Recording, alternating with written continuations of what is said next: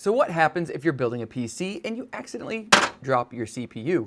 Well, this one has pins on it and you can easily bend them, but what happens if you break a CPU pin? Now this AM4 CPU has a substantial amount of pins and not every single one is imperative for its operation, but sometimes you bend them and if you try to fix it, sometimes they can break. So let's go over how you can fix it, and it's not the easiest thing to do, but you definitely can if you somewhat know how to solder. One thing to note is depending on how it broke, you might need some donor pins. If it broke at the solder joint, you should be able to reuse that. But if your CPU is like this one, then you're going to need some donor pins. You can usually pick up fried CPUs for fairly cheap. So we're just using our hot air station to blow off some pins, and then we can use these for the other CPU. One tool I like to use is an AM4 reball plate. You just place it over all the pins, and it's going to hold the pins that you're soldering on stable, so that way they don't fall down when you're doing the soldering process. But for some reason I can't find my AM4 plate, so I'm doing this manually. It is way harder, especially when you're blowing hot air at the CPU itself, and they tend to blow over or the solder melts and moves the CPU pin. While testing my patience and sanity, we were actually able to do the repair, and you can still see that we have some flux on the CPU, and we'll clean that off with some isopropyl alcohol. Make sure you wait for the CPU to cool and the solder to set. Trust me, I've burnt my hands like that many times.